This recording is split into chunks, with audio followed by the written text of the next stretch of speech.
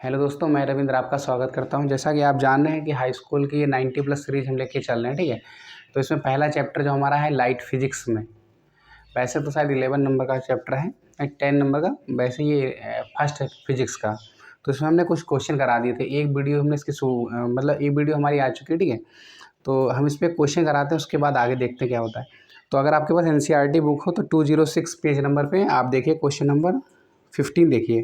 Question कह रहा है कि 7 सेंटीमीटर साइज का कोई बिंब 18 सेंटीमीटर फोकस दूरी के किसी अवतल दर्पण के सामने 27 सेंटीमीटर की दूरी पर रखा है। दर्पण से कितनी दूरी पर किसी पर्दे को रखें कि उस पर वस्तु का स्पष्ट फोकसित प्रतिबिंब बने, ठीक है। तो आपको हमने बताया था, क्या बताया था कि सबसे पहले अवतल दर्पण की बात करें कि अवतल दर्पण क्या होता है, और बाकी चिन्ह परिपाटी के बारे में हमने बताया था। ये हमारा क्या है, अवतल दर्पण है, अवतल दर्पण। और क्या दे रखा है कि 7 सेंटीमीटर का हमारे पास कोई क्या है, बिंब है। ये क्या है, प्रिंसिपल एक्सेस है, मुख्य अक्ष है। ये क्या है, मुख्य अक्ष, ठीक है। ये क्या होता है यहाँ पर, पॉइंट P, जो क्या होता है, ध्रुव होता है। क्या होता है, ध्रुव। अगर इसके इस डायरेक्शन में जाएंगे तो डायरेक्शन कैसी, डिस्टेंस कैसी होगी, पॉजिटिव। अगर इस डायरेक्शन में आएंगे तो डिस्टेंस कैसी होगी, निगेटिव होगी, ठीक है। तो यहाँ पर हमें क्या, ये पॉजिटिव, अगर इस डायरेक्शन में रहेंगे तो पॉजिटिव, इस डायरेक्शन में तो निगेटिव। अगर ऊपर की हाइट है तो कैसी रहेगी, पॉजिटिव, नीचे की हाइट है तो कैसी रहेगी, निगेटिव रहेगी, ठीक है। तो हमारे पास कोई 7 सेंटीमीटर का क्या है, बिंब है, और 18 सेंटीमीटर फोकस दूरी की किसी अवतल दर्पण। अवतल दर्पण की फोकस दूरी कितनी दे रखी है, 18 सेंटीमीटर। ये पॉइंट क्या होता है, F होता है, फोकस बिंदु। और ये जो डिस्टेंस होती है पोल और फोकस बिंदु के बीच की, ये क्या कहलाती है, फोकस दूरी। और ये कितनी दे रखी है आपको, 18 सेंटीमीटर। कितनी दे रखी, 18 सेंटीमीटर दूरी, ठीक है। उसके बाद कह रहा है कि 27 सेंटीमीटर पर कोई बिंब रखा है। बिंब हमारा कहाँ रखा है, 27 सेंटीमीटर की दूरी पे। सपोज करो यहाँ पर कोई हमारा बिंब रखा हुआ है, ठीक है। तो यहाँ से कितना, 27 सेंटीमीटर की डिस्टेंस पे कोई हमारा बिंब रखा हुआ है, कुछ भी रखा, कोई भी ऑब्जेक्ट रखा हुआ है हमारे पास, जिसकी हाइट कितनी दे रखी है हमको, 7 सेंटीमीटर। कितनी दे रखी है, 7 सेंटीमीटर, ठीक है। तो आपसे ये कहा गया है कि अब हम पर्दे को कहाँ पर रखें कि जो हमारा इसका प्रतिबिंब बनेगा, पर्दे पर स्पष्ट प्रतिबिंब बने, ठीक है। तो उसके लिए हमें पता होना चाहिए कि हमको ये क्या दे रखा है। अब हमें ये पता है बिंब की डिस्टेंस दे रखी है, और बिंब की डिस्टेंस क्या होती है, यू होती है। अब इस डायरेक्शन में है तो कैसा होगा, यू की वैल्यू निगेटिव होगी। कितनी दे रखी है, 27 सेंटीमीटर दे रखी है। हमको निकालना क्या है, प्रतिबिंब की डिस्टेंस, और प्रतिबिंब की डिस्टेंस क्या होती है, वी होती है। वो हमको बी का मान कैलकुलेट करना है, ठीक है। उसके बाद क्या है, हमको दे रखा है फोकस दूरी, मतलब क्या है, स्मॉल एफ की वैल्यू दे रखी है। वो कितनी दे रखी है, 18 सेंटीमीटर। और हमें पता है कि दर्पण के सूत्र से क्या होता है, दर्पण का सूत्र क्या होता है, दर्पण का सूत्र होता है हमारा, क्या होता है, 1/u plus 1/v is equal to 1/f होता है, ठीक है। 1/u, यू का मान कितना दे रखा है, माइनस के 1/27 प्लस v की वैल्यू तो हमको कैलकुलेट ही करनी है। 1/v is equal to focus कितना दे रखा है, फोकस दूरी 18 सेंटीमीटर, तो 1/18 हो जाएगा, ठीक है। तो यहाँ से 1/v इज इक्वल टू कितना हो जाएगा, 1/18। और यहाँ से उस साइड जाएगा तो कैसा हो जाएगा, पॉजिटिव हो जाएगा। तो कितना हो जाएगा, 1/27। और इन दोनों का जब एलसीएम लेंगे हम तो कितना हो जाएगा, 54। कितना हो जाएगा, 54 हो जाएगा। तो 54 करने के लिए इसके कितने से मल्टीपल करना पड़ेगा, 3 से, और इसको 2 से मल्टीपल करना पड़ेगा। तो यहाँ कितना हो जाएगा, 3, यहाँ पे कितना हो जाएगा, 2। तो ये हो जाएगा 5/5 नहीं, इसको कितना करना पड़ेगा, हाँ 2 टाइम्स 5 कितना हो जाएगा, 5/54। और ये हो जाएगा बी 1/v हो जाएगा, ठीक है। तो v की वैल्यू कितनी आ जाएगी, 54/5। एक सेकेंड ज़रा देखते हैं। हाँ, एक चीज़ ये भी ध्यान रखना है, ठीक है। थोड़ा सा कन्फ्यूजन हो गया, क्योंकि देखो जो हमारी फोकस दूरी है वो भी कैसी होगी, निगेटिव होगी, क्योंकि इस साइड की डायरेक्शन है ना, इस साइड की डायरेक्शन, तो फोकस दूरी भी कैसी होगी, निगेटिव होगी। इसका भी वैल्यू कैसी होगी, निगेटिव। तो ये मान कैसा होगा, निगेटिव, और ये कैसा हो जाएगा, निगेटिव। तो हमारे पास क्या आ जाएगा, ये निगेटिव हो जाएगा ना, और ये हो जाएगा हमारे पास कितना हो जाएगा, निगेटिव हो जाएगा, ठीक है। तो ये हो जाएगा माइनस के 1/54, और यहाँ से आ जाएगा v is equal to minus के 54 हो जाएगा। v इज इक्वल टू कितना आ जाएगा, माइनस का 54 हो जाएगा, ठीक है। तो एक बार कैलकुलेशन आप देख लीजिएगा, u का मान कितना है, माइनस का 27 है, तो 1/-27 plus 1/b is equal to कितना हो जाएगा, माइनस के 1/18 हो जाएगा, ठीक है। तो 1/b हमको निकालना है। अब ये उधर जाएगा तो कैसा हो जाएगा, पॉजिटिव हो जाएगा। तो 1/27 ये हो जाएगा माइनस का 1/80, ठीक है। तो अब हम क्या लेना है, एलसीएम लेना है। एलसीएम कितना हो जाएगा, 54 हो जाएगा। और यहाँ से कितने से मल्टीपल करना पड़ेगा, 3 टाइम्स करना पड़ेगा। यहाँ पे कितने टाइम्स करना पड़ेगा, 2 टाइम्स। तो कितना हो जाएगा, माइनस का 1/54। बी की वैल्यू कितनी आ गई, माइनस के 54। इसका मतलब क्या है, पर्दा भी जो हम रखेंगे यहाँ से फोकस दूरी से 54 सेंटीमीटर की दूरी पर यहाँ पर रखेंगे, तो जो हमारा ये बिंब है इसका प्रतिबिंब यहाँ पर स्पष्ट बनेगा। ठीक है, तो इतना हमको पता चल गया। उसके बाद हमसे क्वेश्चन ये कह रहा था कि प्रतिबिंब का साइज कैसा होगा। तो प्रतिबिंब का साइज कैसा होगा, आवर्धन हमने बताया था m, कैसे निकालते हैं m का मान, m बराबर होता है h'/h। चूँकि हमको h का मान तो दे रखा है, अब यहाँ पर हमको केवल h का मान दे रखा है, h' का हमको मान निकालना है, और ना तो m का मान दे रखा तो हम निकाल ही नहीं सकते। लेकिन दूसरा फार्मूला क्या था, माइनस के b/u। तो m = माइनस के b/u अगर हम लगाते तो यहाँ से m की वैल्यू हमको मिल जाएगी आवर्धन की। b का मान कितना है यहाँ पर, माइनस के 54। ठीक है, u का मान कितना है हमारा, b का मान कितना, माइनस के 54, और ये माइनस। ठीक है, और उसका u का मान कितना है हमारा, u का मान है हमारा माइनस के 27। ये माइनस माइनस क्या हो जाएगा, प्लस हो जाएगा। ठीक, कैंसिल आउट हो जाएंगे ये वाले, ये बचेगा माइनस का 54/27। ठीक है, तो m का मान कितना हो जाएगा, माइनस का 2।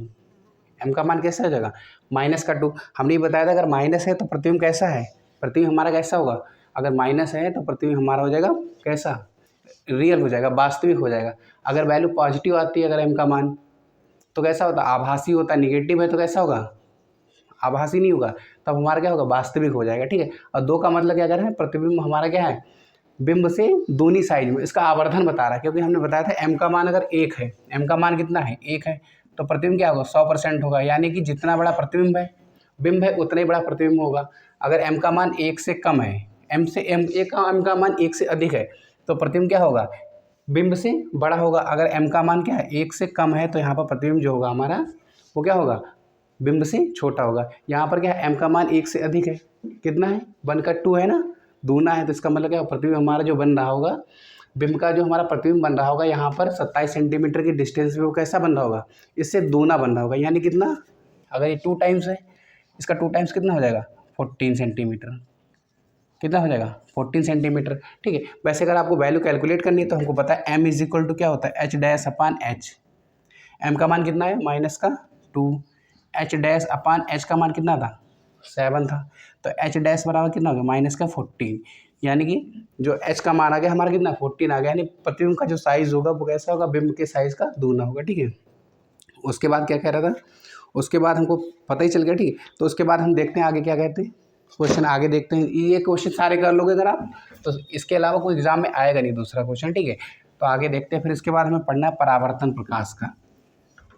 क्या पढ़ना है, प्रकाश का परावर्तन। तो प्रकाश का परावर्तन क्या होता है,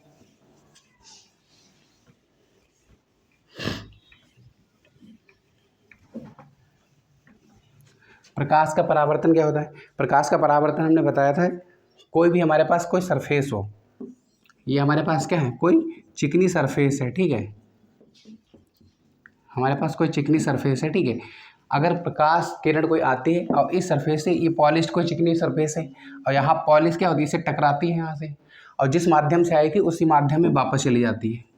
ठीक है, उसी माध्यम में वापस चली जाती है। जो यहाँ पर, जहाँ पर आपतित बिंदु है, जहाँ पर प्रकाश की किरण टकराई थी, ठीक है, इंसिडेंट पॉइंट है जहाँ पर ये टकराई थी, वहाँ से अगर हम अभिलंब खींच दें, परपेंडिकुलर खींच दें, क्या खींच दें, वहाँ से हम परपेंडिकुलर खींच दें। ठीक है, तो जो हमारा ये परपेंडिकुलर, ये जो है एंगल हमारा, कौन सा एंगल, आपतन कोण यानी इंसिडेंट एंगल, एंगल आई। ठीक है, उसके बाद परावर्तन कोण यानी रिफ्लेक्टेड एंगल, ये रिफ्लेक्टेड रे है ना हमारी, ये कौन सी, इंसिडेंट रे, कौन सी, इंसिडेंट रे है। ठीक है, ये कौन सी, रिफ्लेक्टेड रे है, कौन सी, रिफ्रेक्टेड रे, यानी परावर्तित किरण है हमारी, परावर्तित किरण। अब ये होती है हमारी आपतित किरण। हाँ, ये हमने बात की है कि परावर्तन जब कोई, तो आपको क्या लिखना है, जब कोई प्रकाश की किरण किसी चिकने सतह से टकराकर उसी माध्यम में परिवर्तित वापस लौट जाती है, क्या होती है, परावर्तित हो जाती है, तो इस घटना को क्या कहते हैं, प्रकाश का परावर्तन कहते हैं। ठीक है, तो ये आपतित किरण है, कौन सी है, आपतित किरण है। ठीक है, तो इंसिडेंट एंगल है, तो ये कौन सा हो जाएगा, आई, और ये कौन सा एंगल हो जाएगा, आर। तो यहाँ परावर्तन के 2 नियम है हमारे पास, परावर्तन के क्या हैं, 2 नियम हैं। पहला नियम क्या कहता है कि जो हमारा आपतित किरण है वो, परावर्तित किरण है वो, और जो अभिलंब है वो, ये तीनों एक ही तल में होते हैं। देखो ना, ये प्रकाश की किरण आई और ऐसे ही चली जाएगी, ऐसा नहीं कि यहाँ से आई टकरा के यूँ वापस चली गई। तो प्रकाश की किरण आएगी यूँ ही इसी तल में वापस चली जाएगी। तो आप पहला क्या कह रहा है कि आपतित किरण, परावर्तित किरण तथा अविलंब, ये तीनों एक ही तल में होंगे। दूसरा क्या कहता है, दूसरा नियम ये कहता है कि जो इंसिडेंट एंगल है हमारा, आपतन कोण जो हमारा है आई और परावर्तन कोण ये दोनों का मान कैसा रहता है, बराबर रहता है।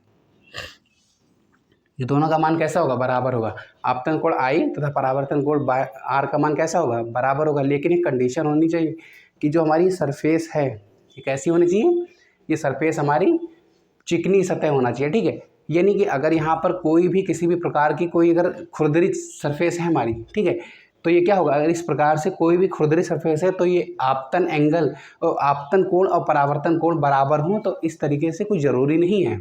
इसके लिए कंडीशन है हमारी, कंडीशन ये है कि ये जो सरफेस है हमारी कैसी होनी चाहिए, ये सरफेस हमारी चिकनी होनी चाहिए, ठीक है। तो इतना आपको ध्यान रखना है। तो ये हो गया प्रकाश का परावर्तन, तो बहुत इंपॉर्टेंट है। अगर 1 नंबर 2 नंबर में लिखने को आएगा तो आप लोग आसानी से लिख लेंगे, ठीक है। उसके बाद हम बात करते हैं, क्या बात करते हैं, बताओ क्या बात की जाए। अब बात करते हैं अपवर्तन की। नहीं, एक क्वेश्चन हम थोड़ा सा डिस्कस कर लेते हैं, उसके बाद फिर अपवर्तन की बात करेंगे। क्वेश्चन ये है हमारा, क्वेश्चन क्या है हमारा कि जो हमारी जो सर्च लाइटें हैं या किसी भी गाड़ी के जो हेडलाइट्स होती हैं उसमें अवतल दर्पण का ही प्रयोग क्यों किया जाता है। तो अवतल दर्पण का प्रयोग क्यों किया जाता है, 2 नंबर में लिखने को आता है। तो आपको ये लिख देना है कि अवतल दर्पण का प्रयोग इसलिए किया जाता है कि जो हमारा, देखो ये अवतल दर्पण है, इसके फोकस बिंदु पर क्या रखा जाता है, लाइट होती है, ठीक है। इसके फोकस बिंदु पर क्या होती है, लाइट होती है। अब यहाँ से क्या होती है, यहाँ से जो किरण जाती हैं इससे किससे, लेंस से होती है, क्या होती है, मुख्य अक्ष के पैरेलल हो जाती है। मुख्य अक्ष की क्या हो जाती है, पैरेलल हो जाती है, ठीक है। इस तरीके से मुख्य अक्ष के क्या हो जाती है, पैरेलल हो जाती है। तो ये पैरेलल बीम बना देती हैं, क्या बनाती हैं, पैरेलल बीम बनाती हैं, ठीक है। ये क्या बनाती हैं, पैरेलल बीम बना देती हैं, जिससे क्या होता है, प्रकाश काफ़ी दूर तक जाता है, प्रकाश काफ़ी दूर तक भेजा जा सके, इसलिए हम अवतल दर्पण का प्रयोग करते हैं। अब दूसरा क्वेश्चन क्या आता है, ये चीज़ आपको समझ में आएगी। दूसरा क्वेश्चन ये आता है कि पश्च दृश्य के लिए कि उत्तल दर्पण का ही प्रयोग क्यों किया जाता है। तो आपको क्या पता है कि उत्तल दर्पण जो अवतल दर्पण है हमारा, इसका दृष्टि क्षेत्र क्या है, इतना है, ये है। अगर हमारा अवतल दर्पण है तो उसका दृष्टि क्षेत्र क्या है, ज़्यादा है, ठीक है, उसका दृष्टि क्षेत्र क्या है, ज़्यादा है। तो इसीलिए हम ज़्यादा इसका उत्तल दर्पण का प्रयोग करते हैं पश्च दृश्य के लिए, क्योंकि उसका दृष्टि क्षेत्र भी ज़्यादा होता है और वो क्या होता है, छोटा प्रतिबिंब बनाता है, उसका प्रतिबिंब जो बनता है हमारा छोटा बनता है और क्या होता है, स्पष्ट दिखाई दे, इसलिए है नहीं। तो हमें क्या रहता है, छोटा प्रतिबिंब मिलता है और दृष्टि क्षेत्र ज़्यादा होने के कारण हम क्या करते हैं, उसको उत्तल दर्पण का प्रयोग करते हैं। उसके बाद कोई क्वेश्चन अगर उसके बाद जाते क्या, हाँ एक बात सुनो। अब दूसरी बात ये है, प्रकाश जैसे निर्वात में अगर प्रकाश के चाल की बात की जाए बच्चे, निर्वात में प्रकाश के चाल की बात की जाए तो क्या होती है, निर्वात में प्रकाश की चाल आपको पता है, 1 नंबर में ऑब्जेक्टिव में आएगा, c बराबर होता है 3 × 10⁸ मीटर प्रति सेकेंड। तो निर्वात में प्रकाश की चाल कितनी होती है, 3 × 10⁸ मीटर प्रति सेकेंड, ठीक है। तो ये आपको याद रखना है। उसके बाद हम बता रहे हैं, उसके बाद ये क्वेश्चन है कि सघन माध्यम और विरल माध्यम क्या होता है, इसको समझ लेते हैं। उसके बाद प्रकाश के अपवर्तन को समझेंगे। पहले हमें ये पता होना चाहिए कि सघन माध्यम क्या होता है और विरल माध्यम क्या होता है, ठीक है। तो सघन माध्यम क्या होता है, विरल माध्यम क्या होता है। सघन माध्यम जिस माध्यम में प्रकाश की किरण क्या हो, प्रकाश की किरण की स्पीड थोड़ी सी क्या कम हो जाए, माध्यम कैसा होगा, सघन होगा। और विरल माध्यम में क्या होता है, प्रकाश की किरण की स्पीड थोड़ी सी क्या होती है, ज़्यादा होती है।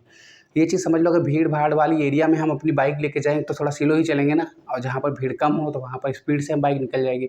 सेम टू सेम जहाँ पर सघन माध्यम होता है वहाँ पर प्रकाश की स्पीड थोड़ी सी क्या होती है, कम होती है। जहाँ पर विरल माध्यम होता है वहाँ प्रकाश की स्पीड क्या होती है, ज़्यादा होती है। इसलिए वायु में प्रकाश या निर्वात में प्रकाश की चाल सबसे अधिक 3 × 10⁸ मीटर प्रति सेकेंड होती है, ठीक है।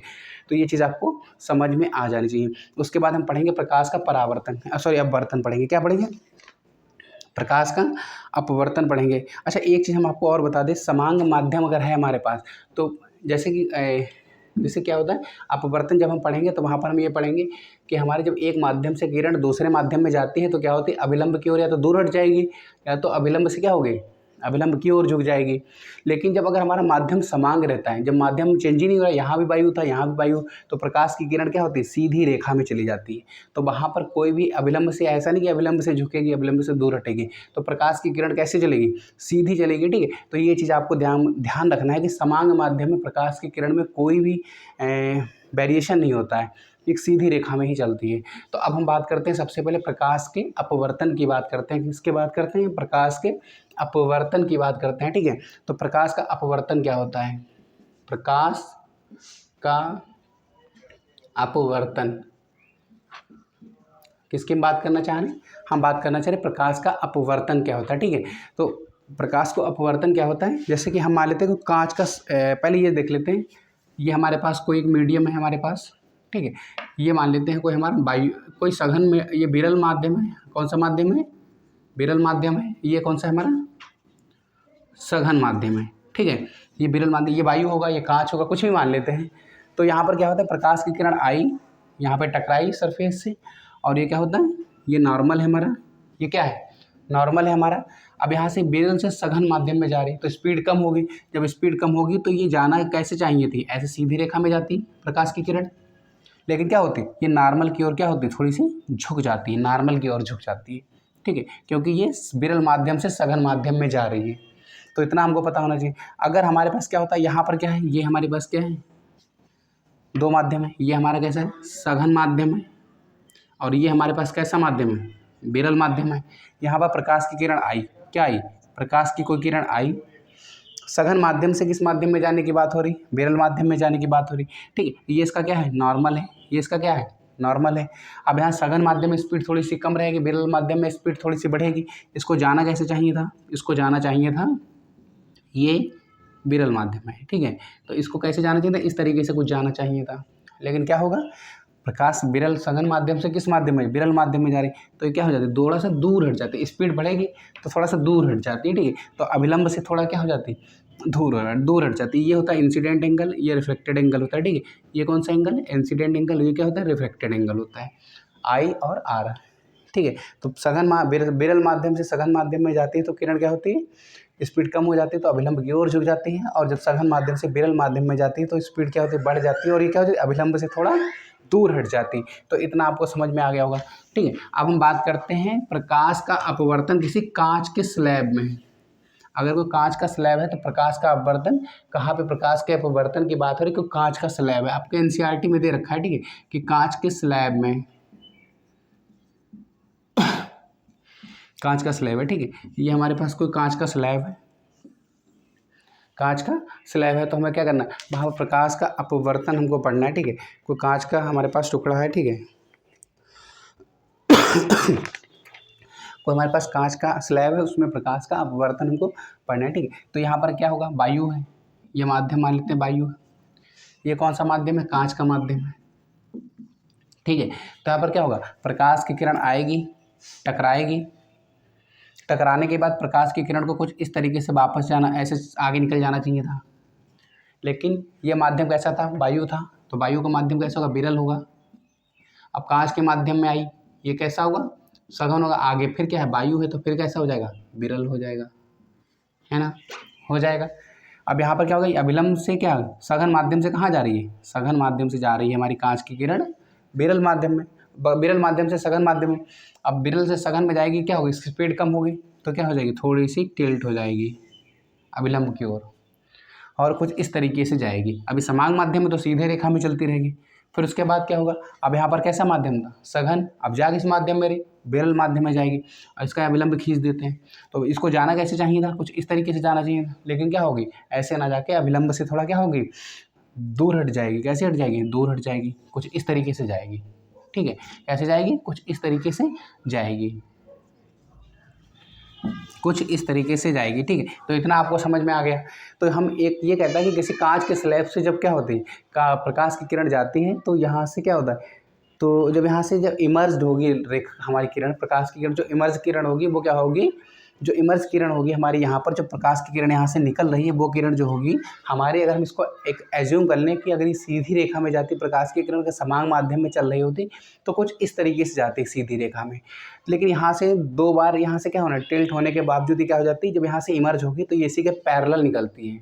कैसे निकलती है, यहाँ पर इसके पैरेलल निकल जाती है। यहाँ पर इंसिडेंट एंगल अगर मान लें I1, रिफ्लेक्टेड एंगल कितना मान लें R1, यहाँ पर इंसिडेंट एंगल कितना मान लें I2 और रिफ्लेक्टेड एंगल कितना मान लें R2, कितना मान लें R2। ठीक है, तो एक चीज़ हम आपको बता दें, तो प्रकाश के अपवर्तन के 2 रूल होते हैं। क्या रूल होते हैं कि जो आपतित किरण है ये, इसका जो अविलंब है ये, और जो परावर्तित किरण ये तीनों एक ही तल में होते हैं, एक ही तल में। ऐसे नहीं प्रकाश की किरण आई यूँ चली गई, ऐसे सीधे ही जाएगी। ठीक है, तो एक ही तल में होते हैं। पहला तो ये रूल कहता है।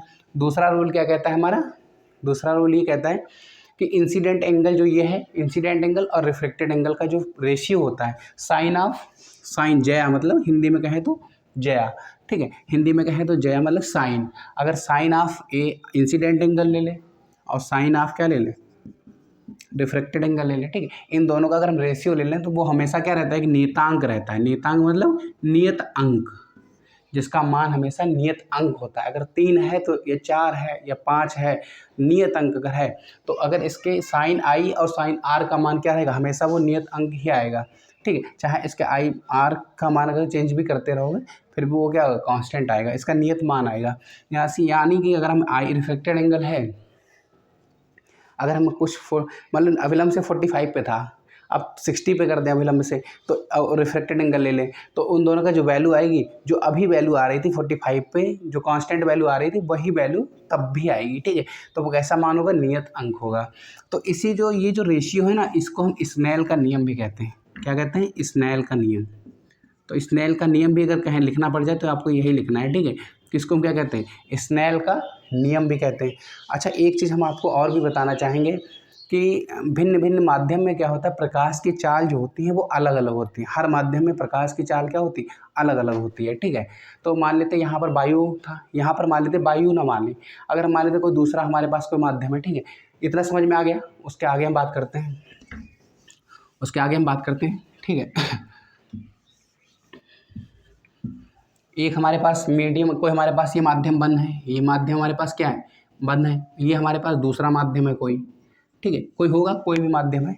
तो जब हमें इतना पता है कि प्रकाश जो होता है हमारे भिन्न भिन्न माध्यम में क्या होता है, भिन्न भिन्न माध्यम में प्रकाश जो होता है हमारा, उसकी जो चाल होती है भिन्न भिन्न माध्यम में क्या होती है, अलग अलग होती है। ठीक है, तो यहाँ पर मीडियम 1 है, यहाँ पर मीडियम क्या है, 2 है, तो दोनों मीडियम में प्रकाश की चाल क्या होगी, डिफरेंट होगी। तो हमें क्या करना है, हमको ये पता होना चाहिए कि यहाँ पर मान लेते हैं प्रकाश की चाल कितनी, V1 है, और यहाँ पे प्रकाश की चाल हम कितनी मान लेते हैं, V2 है। ठीक है, तो हमने अभी पढ़ा था कि अगर हम चाल V1, प्रकाश की चाल क्या है V1, अगर हम लें इसकी, तो हमें यहाँ पर ये पता था मान लेते हैं कि हमारे पास कि जो प्रकाश की चाल है, देखो यहाँ पर हमने जो पढ़ा था sine i upon sine r is equal to, ठीक है, अगर इसके कांस्टेंट को हम लिखना चाहें तो म्यू भी लिखते हैं और एन भी लिखते हैं। ठीक है, म्यू भी लिखते हैं और क्या लिखते हैं, एन भी लिखते हैं। ठीक है, तो हम जो वैल्यू होगी, वो वैल्यू जो होगी वो V1 अपान V2 के इक्वल होगी।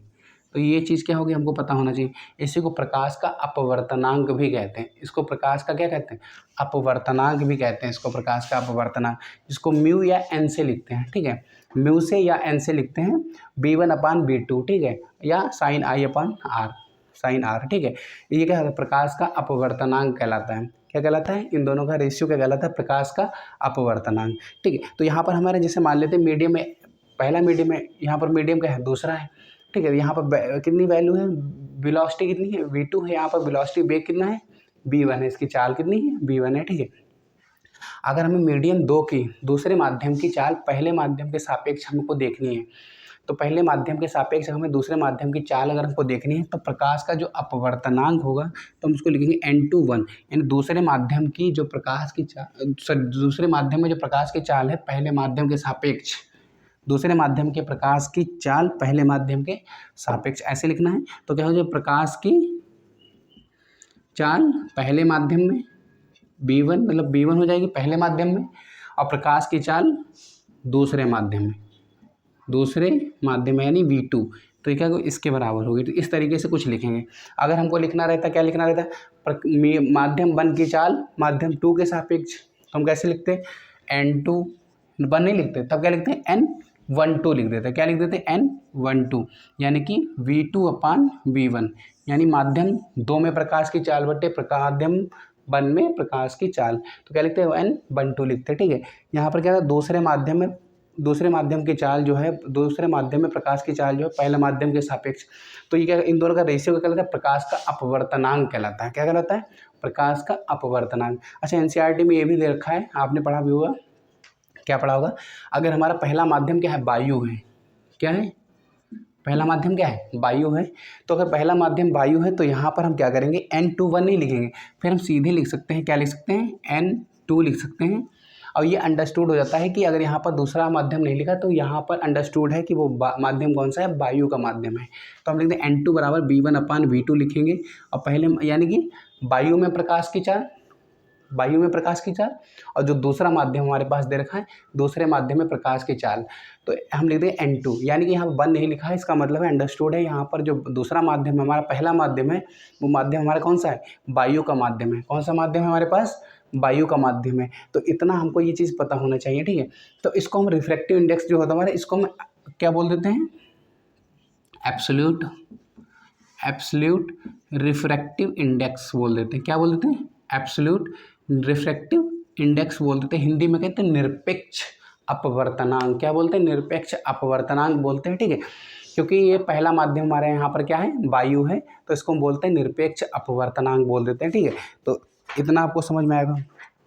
अच्छा, इसके एग्जाम्पल अपवर्तनांक क्या है, आपने देखो कि अगर हम एक गिलास, पानी से भरे गिलास में अगर हम इसको छड़ को डाल देते हैं, तो छड़ हमको उठी हुई नजर आती है, वो अपवर्तनांक का ही क्या है, उदाहरण है। और दूसरा उदाहरण क्या, किसी सिक्के को अगर हम पानी में डाल देते हैं तो हमको उठा नजर आता है, वो भी क्या है, अपवर्तनांक का ही उदाहरण है। तो इतना आपको समझ में आया। उसके बाद हम आपको और बता देते हैं, हाँ एक चीज़ और हम आपको बता देते हैं। तो हमने ये बताई थी कि जो बात हमने बताई थी कि साइन I/साइन जो R होता है, उसका रेशियो क्या होता है, हमेशा नियत होता है। लेकिन वहाँ पर एक कंडीशन है, आपको ये रखना है कि जो प्रकाश की किरण जो है वो कैसी होनी चाहिए, सेम होनी चाहिए। अगर मान लो कि रेड कलर की या ग्रीन कलर की हम प्रकाश की किरण दे रहे हैं, तो प्रकाश की किरण कैसी होनी, ग्रीन कलर की ही होनी चाहिए। साथ में दोनों माध्यम क्या होने चाहिए, दोनों के दोनों माध्यम जो हमारे, वो भी क्या होने चाहिए, सेम होने चाहिए। दोनों के दोनों माध्यम कैसे होने चाहिए, सेम होने चाहिए। और प्रकाश की किरण का कलर भी क्या होना चाहिए, सेम होना चाहिए। तो वहाँ पर आपका जो वैल्यू होगी साइन I/साइन R का मान होगा, वो हमेशा क्या होगा, एक कांस्टेंट होगा, एक नियतांक होगा। म्यू बराबर है, हम इसके रेशियो क्या लिखते हैं, म्यू लिखते हैं, जो कि अपवर्तनांक कहलाता है। ठीक है, और V1/V2 भी लिख सकते हैं। तो साइन I/साइन R का मान एक नियतांक होगा, कब होगा, जब दोनों माध्यम भी समान हैं और जो प्रकाश की किरण जिस कलर की आ रही थी उसी कलर की आए। तो वहाँ पर अगर हम I और R का मान बदलते रहेंगे, I का मान बदलते रहेंगे, तो इन दोनों का अगर रेशियो लेंगे तो यहाँ पर जो मान जो हमारा आएगा वो कैसा आएगा, एक नियत अंक ही आएगा, वो बार बार चेंज नहीं होगा। ठीक है, तो इतना हमको ध्यान रखना है। उसके बाद हम बात करते हैं, क्या बात करते हैं, इतना तो समझ में आ ही गया होगा। अच्छा, उसके बाद हमारे पास ये है कि उसमें बचा गया है, इसमें सबसे इम्पोर्टेंट चीज़ ये बची है हमारे इस चैप्टर में, बाकी तो लगभग हो ही गया है। अब एक बात सुनो, जैसे इसका क्वेश्चन हमको दे रखा है, बहुत इंपॉर्टेंट क्वेश्चन है, ये करना है हमको। क्या क्वेश्चन दे रखा है हमको, क्वेश्चन दे रखा है, ये क्वेश्चन कर लेते हैं क्योंकि एग्जाम पॉइंट ऑफ व्यू से इंपॉर्टेंट लग रहा है, तो इस क्वेश्चन को करना जरूरी है। बाकी आप जैसे एक चीज़ हमें ये याद रखना है, आप लोग याद रखना, अगर जिसमें अपवर्तनांक का वैल्यू अगर बढ़ती है तो वहाँ पर प्रकाश की चाल क्या हो जाती है, स्लो हो जाती है। अगर अपवर्तनांक की वैल्यू क्या है, अगर इंक्रीज हो रही है तो इसका मतलब है प्रकाश की चाल वहाँ पर क्या होती जाएगी, कम होती जाएगी। तो अपवर्तनांक की वैल्यू जहाँ पर अगर कंपेरिजन करना पड़ जाए तो क्या करोगे, तो वहाँ पर जहाँ पर अपवर्तनांक का मान क्या हो, कम हो, तो वहीं पे क्या होगी, प्रकाश की चाल। जैसे यहाँ पर एक लिस्ट दे रखी है, आप लोगों ने देखी होगी, ये लिस्ट हमको दे रखी है। जैसे क्या लिखा, वायु में प्रकाश का अपवर्तनांक कितना, 1.003 दे रखा है, बर्फ़ में कितना दे रखा है, 1.31 दे रखा है। ठीक है, तो यहाँ पर इसका मतलब क्या है, वायु में प्रकाश की चाल अधिक होगी एज़ कम्पेयर टू बर्फ़। जल में प्रकाश कितना अपवर्तनांक दे रखा है, 1.33, और बर्फ़ में कितना 1.31 दे रखा है। इसका मतलब है एज़ कम्पेयर टू जल अगर देखा जाए तो बर्फ़ में क्या होगी, अधिक होगी चाल। ठीक है, तो ये चीज़ हमको ध्यान रखना है। क्वेश्चन एक दे रखा है, बहुत इंपॉर्टेंट क्वेश्चन है, ये एग्जाम पॉइंट ऑफ व्यू से बहुत ज़्यादा इंपॉर्टेंट है। क्वेश्चन हमारा क्या कह रहा है, क्वेश्चन हमारा ये कह रहा है, अगर लिखा ना हो तो आप लोग लिख लीजिए, कांच का अपवर्तनांक 1.5 है, ये चीज़ आपको पता भी होना चाहिए, कांच का अपवर्तनांक कितना होता है, 1.5 होता है। वायु में प्रकाश की चाल कितनी होती है, ये भी आपको पता होना चाहिए, कितनी होती है प्रकाश की चाल, 3 × 10⁸ मीटर पर सेकेंड होती है। ठीक है, ये चीज़ आपको पता होगी। अब हमको क्वेश्चन ये, अगर कांच में प्रकाश की चाल ज्ञात कीजिए, यानी कि हमारे पास क्या है, एक माध्यम होगा, ये क्या है, वायु है, ये क्या है, माध्यम कांच का है। ठीक है, अगर हम यहाँ पर बात करें म्यू ने अपवर्तनांक म्यू बात करें तो क्या होती है, V1/V2 होता है। म्यू बराबर क्या होगा, V1/V2। V1 क्या है, वायु में प्रकाश की चाल, और ये क्या है, V2 क्या होगा, कांच में प्रकाश की चाल, यही तो होता है। और ये कहता है इनका जो रेशियो होता है वो हमारा अपवर्तनांक कहलाता है। क्या कहलाता है, अपवर्तनांक कहलाता है। ठीक है, अपवर्तनांक कहलाता है। अब क्वेश्चन हमको ये कह रहा है, क्या कह रहा है, अच्छा वायु में प्रकाश की चाल कितनी होती है, वायु में प्रकाश की चाल जो होती है 3 × 10⁸ मीटर पर सेकेंड होती है। अब कांच का वायु के रिस्पेक्ट में अपवर्तनांक की अगर हम बात करें तो हमने क्या बताया था, वो दे भी रखा है क्वेश्चन में। क्वेश्चन ये कह रहा है कांच का अपवर्तनांक कितना दे रखा है, 1.5, यानी इन दोनों का रेशियो ये अपवर्तनांक कहलाता है। इसका मान कितना दे रखा है, 1.5 इज इक्वल टू वायु में प्रकाश की चाल कितनी है। अब V1 क्या होती है, वायु की चाल, वायु में प्रकाश की चाल 3 × 10⁸ मीटर प्रति सेकेंड बटे V2 क्या होगी, कांच में प्रकाश की चाल क्या है, V2 क्या होगी, कांच में प्रकाश की चाल कितनी होगी, ये V2 होगा।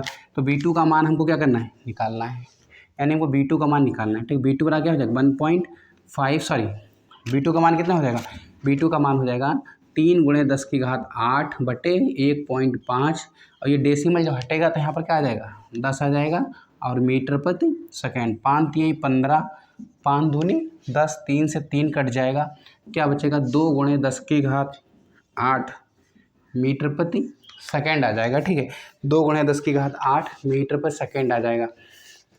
ये चीज़ आपको समझ में आया। तो कांच का अपवर्तनांक जो हमारा है V2 का मान कितना आ गया, 2 × 10⁸ मीटर पर सेकेंड आ गया। ठीक है, तो ये चीज़ आपको समझ में आ जानी चाहिए। एक चीज़ हम और आपको बता दे रहे हैं, हाँ ये देख लीजिएगा, पहला वाला जो क्वेश्चन हमने कराया था एक बार देख लीजिएगा, कोई उसमें वहाँ पर कोई साइन में कोई प्रॉब्लम तो नहीं हुई है,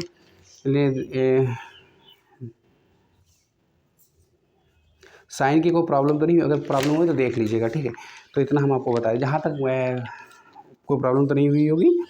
तो इसके बाद जानते हैं थोड़ा सा क्वेश्चन जो हमारे बचा है, क्या क्वेश्चन बचा है, क्वेश्चन हमारे दर्पण की बात करें तो अन्य लेंसों की बात करें, लेंस क्या होता है हमने बताया था, लेंस के बारे में हमने क्या बताया था, अगर लिखना पड़ जाए लेंस के बारे में तो क्या लिखोगे, 2 पृष्ठों से घिरा हुआ कोई पारदर्शी माध्यम जिसका एक या दोनों पृष्ठ कैसे हों, गोली हो, तो लेंस कहलाता है। यानी 2 पृष्ठों से घिरा पारदर्शी माध्यम, जैसे एक हमारा ये पृष्ठ है, गोली पृष्ठ है, ठीक है, दूसरा गोली पृष्ठ ये है, ठीक है, इनके बीच कैसा पारदर्शी माध्यम हो। तो देखो ये भी कैसा है, ये भी हमारा कैसा है, गोली है, ये भी पृष्ठ कैसा है हमारा, गोली, तो ये कौन सा हो जाएगा, उत्तल लेंस हो जाएगा। ठीक है, उसके बाद क्या करें, अगर इस तरीके से मान लेते हैं ये क्या है, कम से कम एक पृष्ठ क्या हो, गोली होना चाहिए। इसमें क्या है, ये वाला पृष्ठ क्या हमारा गोली है, तो ये भी हमारा क्या हो जाएगा, लेंस हो जाएगा ना। एक पृष्ठ कम से कम कैसा होना चाहिए, गोली होना चाहिए। ये क्या है, एक ये लेंस हो जाएगा, अवतल लेंस है ना। दोनों पृष्ठ क्या है, गोली है। कुछ और भी हो सकता है, ऐसे कुछ इस तरीके से भी हो सकता है। ठीक है, तो ये क्या हो जाएगा, ये भी कैसा हो जाएगा, गोली पृष्ठ हो जाएगा। ठीक है, दोनों पृष्ठ कैसे हैं, गोली है, तो ये भी एक लेंस है एक प्रकार का। तो ये सारे क्या होता है, तो लिखना पड़ जाए। लेंस की डिफिनेशन क्या होती है, लेंस पृष्ठों से घिरा हुआ कोई ऐसा मतलब पारदर्शी माध्यम जिसमें एक या दोनों पृष्ठ कैसे होने चाहिए, कम से कम एक या दोनों पृष्ठ कैसे होने चाहिए, गोली होने, वो लेंस कहलाते हैं। लेंस की बात की। ठीक है, अच्छा एक बात और बता दे रहे हैं, जो अब उत्तल लेंस होते हैं ये क्या करते हैं, ये क्या करते हैं, जो इनके पैरेलल प्रिंसिपल एक्सिस के पैरेलल जो हमारी रेज आती हैं वो क्या करते हैं, एक पॉइंट पे क्या कर देते हैं, कन्वर्ज कर देते हैं।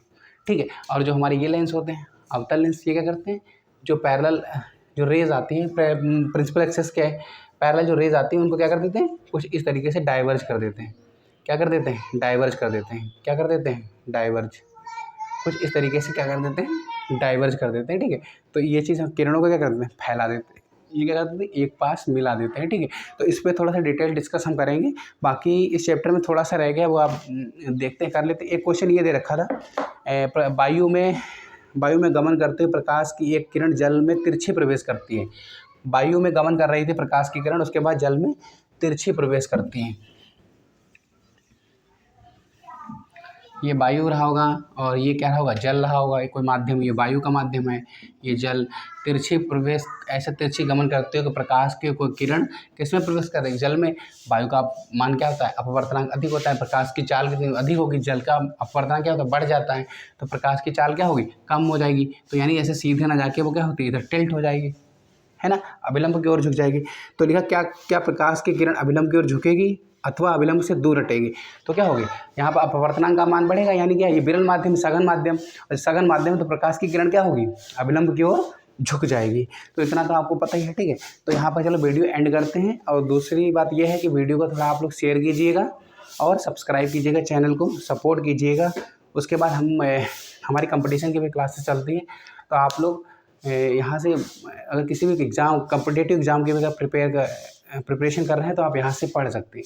और बाकी हमारे 2023 का जो न्यू सेशन है उसकी ऑल क्लासेस, फिजिक्स की ऑल क्लासेस और 9th-10th की साइंस की क्लासेस जो हैं चलेंगे, ठीक है। तो फर्स्ट ईयर और 12th 11th की साइंस फिजिक्स की और बाकी ऑल क्लासेस 9th और 10th की टोटल साइंस की क्लासेस यहाँ पे चलेंगी। तो आप लोग देख लीजिएगा और शेयर कीजिएगा। बाकी कॉम्पिटिटिव एग्ज़ाम, किसी भी कॉम्पिटिटिव एग्ज़ाम की तैयारी कर रहे हैं तो यहाँ पे देखिएगा। और दूसरी बात यह है कि सबसे बात यह है कि अगर आपको अपने एम को अगर अचीव करना है तो सबसे पहले क्या आपको हार्ड वर्क करना पड़ेगा, मेहनत करनी पड़ेगी, ऐसे नहीं मिलने वाला, ठीक है। तो उसके लिए आपको क्या करना पड़ेगा, हार्ड वर्क करना पड़ेगा। तो ये कहावत है कि क्या कहावत है कि मेहनत इतनी खामोशी से करो कि सफलता शोर मचा दे। तो आपको क्या करना है, अब आज बहुत सारे मेडिकल स्टूडेंट हैं, बहुत सारे IIT स्टूडेंट हैं जो आफ्टर 12th क्या अपना इस करियर बनाना चाहते हैं। तो जो लोग 10th में हैं इस बार, वो 11th से अपनी तैयारी को इस मूवमेंट में ले आएँ कि कहीं ना कहीं उनका अगर ये मोटिव है उनका कि हमें मेडिकल फील्ड में काम करना है, टेक्निकल फील्ड में वर्क करना है, इसी फील्ड में अपना करियर बनाना है, तो वो यहाँ से क्या करें, अपने आपको क्या करें, स्टडी में झोंक दें, एक रूप से देखा जाए, मेहनत करें, ठीक है। Okay bye, good night.